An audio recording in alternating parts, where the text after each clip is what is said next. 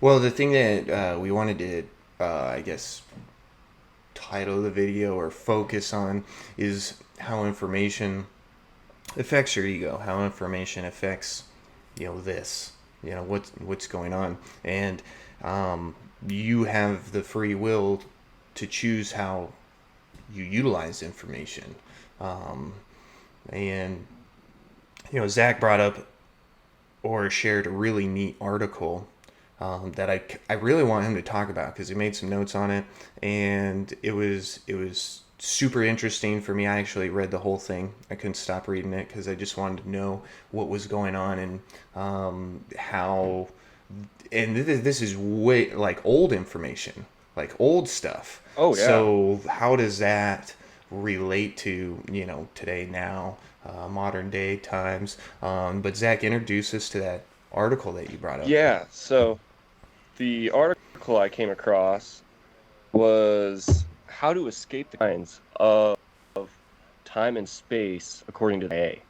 And it goes into the whole gateway experience that happened in and the craziest thing about it was it just basically talks about how you can separate yourself from space and time through separating your consciousness.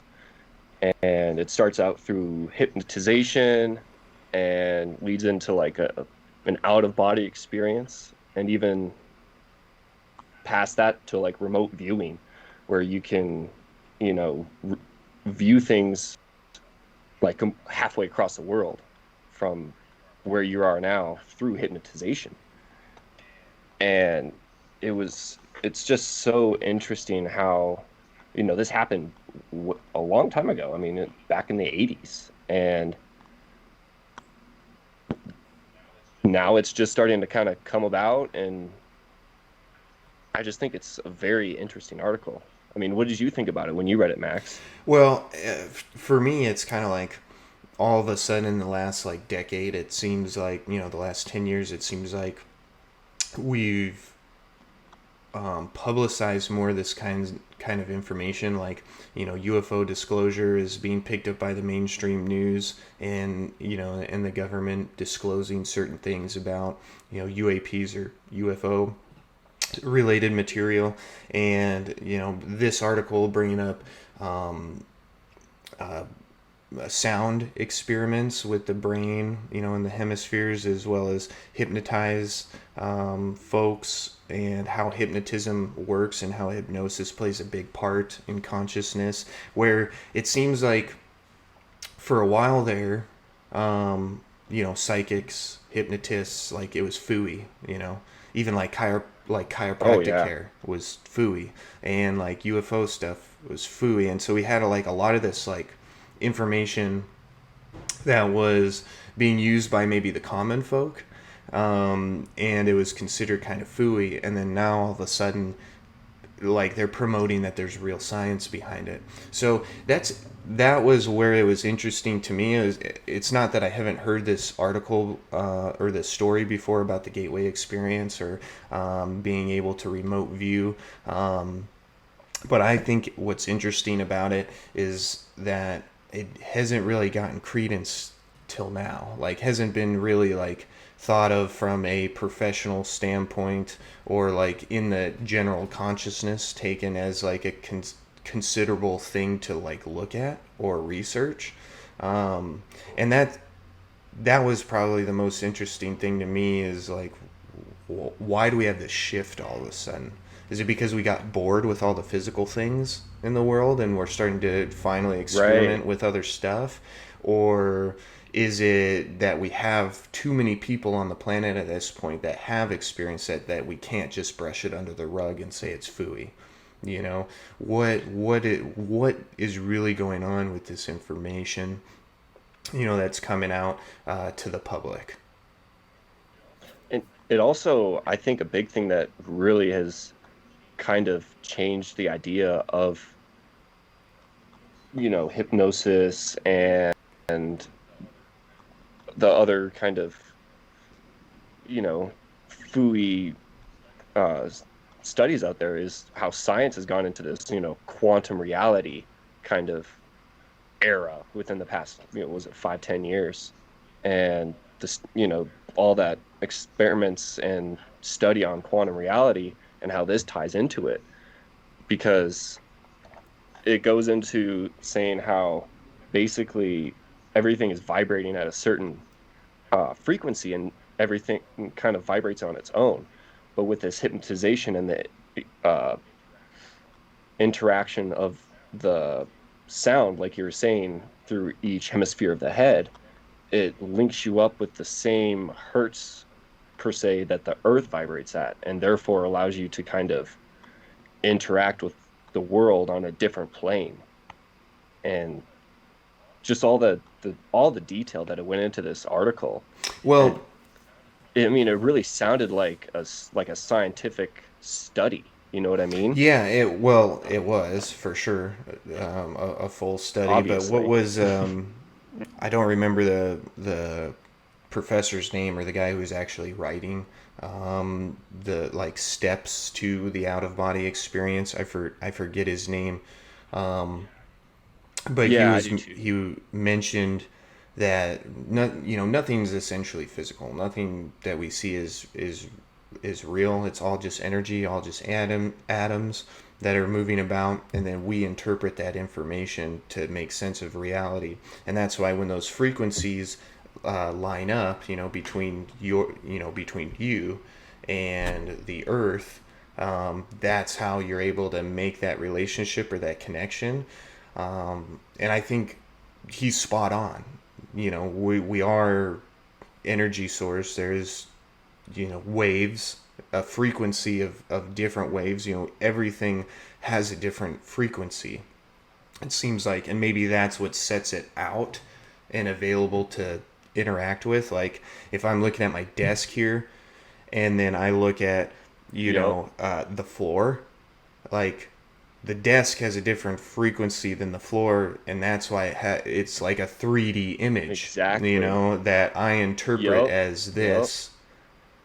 It's not just all physical. It's in order for me to make sense of what's going on, this these atoms that are in the desk are in a certain frequency, and then I'm interpreting it in that way in order to make sense of it.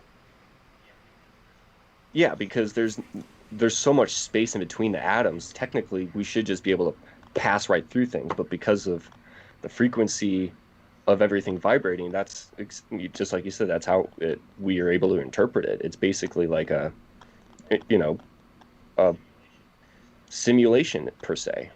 And what were you gonna Yeah, say, Jake? yeah, I was gonna kind of follow up with that. That you're yeah, well, what you're pretty much getting at is the holographic universe theory, right? That or even going into simulation theory, where it's what it comes down to is that everything around us is nothing but information through frequency and energy and vibration, right? And it's through those different frequencies and vibrations that we take in that information and deem what our reality is, right? That's where Max is trying to take this, that our reality is nothing but filled with information. That's all it really is, that we're seeing or that we're interacting with our reality. But it's all simulated, if you will, right? There's nothing truly there. It's just what our brains and our minds and our souls have deemed to bring into that reality. Right, and I'm not saying that Yeah, like, oh, we'll just start trying to walk through walls now, or oh, well, that car that's gonna hit me, it won't hit me because we're all just energy. I bet that's not where I'm getting at necessarily, but the experiment that this guy is running, the years of trial and error, really, but noticing the frequencies, noticing the vibrations, noticing that, and getting, finding a way to get the brain to mimic that, or getting the heart to mimic that, and what ends up happening to that individual when they are synced up. What you're able to actually accomplish beyond self. Right, so we continue to talk about exists beyond ego. So these individuals who were able to have that out of body experience, or remote view, or enter a different realm, per se, based on the study, they were essentially existing beyond themselves. They were existing without the confines, or I shouldn't say confines, without this, like, this is like the training wheels almost. Like your Yeah. physical being on this planet is basically a home, to nurture your mind, to be able to figure things out without being incredibly lost with no idea what's happening. At least this physical area gives you some sort of structure, I guess. And we talked about, It yeah, it simplifies things. simplifies things, even though it's not super simple. And we talked about how we don't want to make belief structures, because then they can fall down. But there has to be a common, like a common understanding, and maybe that's why the physical realm is here. So when you're born, everybody's on the same level, right? When that physical body comes into play, everyone starts at square one, right? You're here. Yep.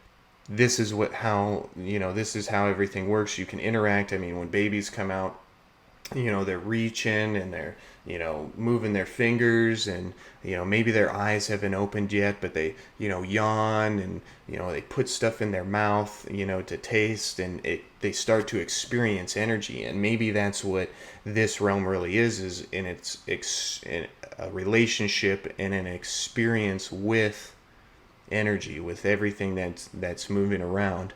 And maybe you don't have full dominion over that, or full free will over that, until you graduate, per se, like get to a point to where you Right. understand the physical, and now you're going to work on the non-physical, because we are both beings. We have a non-physicality to us, as well as a physical character.